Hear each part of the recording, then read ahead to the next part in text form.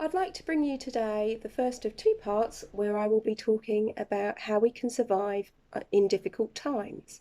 And in particular, I'm going to be focusing on how we can get meaning and purpose out of our day-to-day lives right now, but also hopefully it will help you for the future as well, in your future direction. And I think the thing I thought was relevant about this at the moment was that, we might be having to stay in, and we might not know what to do with our day, or we might not feel like doing certain things during the day. And then after a time, one day becomes another and it all blurs into one, and we start to feel low and depressed. Or it might be that we were used to contributing and feeling like we mattered by doing things outside of our home. And if we're not able to do that at the moment because of the current situation, we might then start to feel a lack of a sense of meaning and purpose.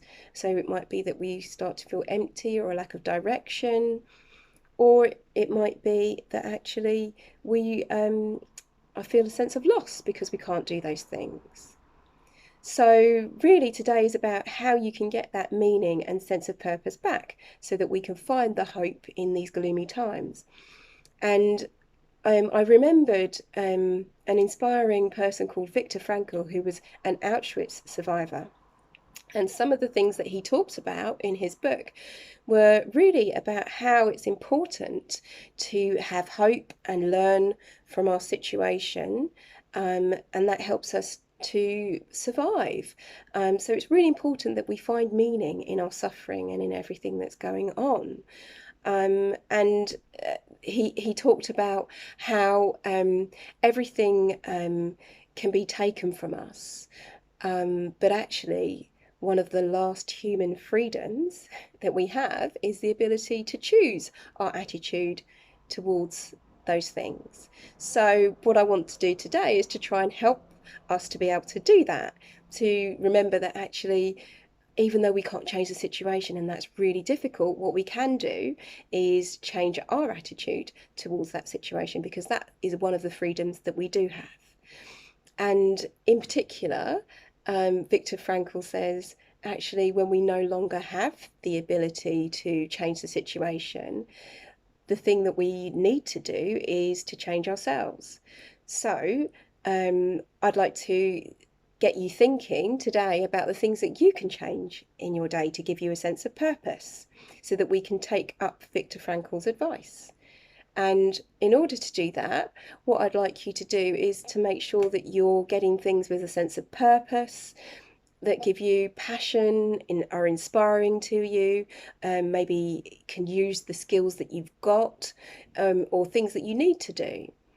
And if you can kind of put activities into your day, planning that in, then you will start to improve your mood, because what we know is that if you are active and you are doing things, then our mood improves. In particular, what you want to think about is the types of activities that you're doing in the day, and making sure that you get a variety that include giving you pleasure, giving you a sense of achievement, and giving you a sense of connectedness with other people. So, for example, it might be that you will get pleasure from reading your book, a favourite book of yours, so maybe you want to put that in, or baking, or that you've got some shelves that you need to put up, and actually that's going to give you a sense of purpose, or you need to tidy up, which is going to give you a sense of achievement. Or it might be that you want to spend more time with your kids, playing games with them, for example, or phoning a friend just to check in with them, to give yourself a sense of connectedness. So each of these will give you different levels of pleasure, achievement, and connectedness. But as long as you're spacing that out in your day, you might have all three at once with one activity, or it might be that you just have one of those things to different degrees. It doesn't matter. The most important thing is that you're putting those things into your day and into your routine. And don't worry if you find that the levels of pleasure or achievement or connectedness aren't high. Just keep going with those things bit by bit, setting those goals each day, because over time you'll find that things really do change for you. So the takeaway point from today is to given the situation, we can't change the situation, but we can change ourselves. And we can do that by making sure that we put things into our day that give us passion and inspiration and can use our skills. And in particular, we want to do things that give us pleasure, achievement, and connectedness. So good luck with that, and stay tuned for the second part.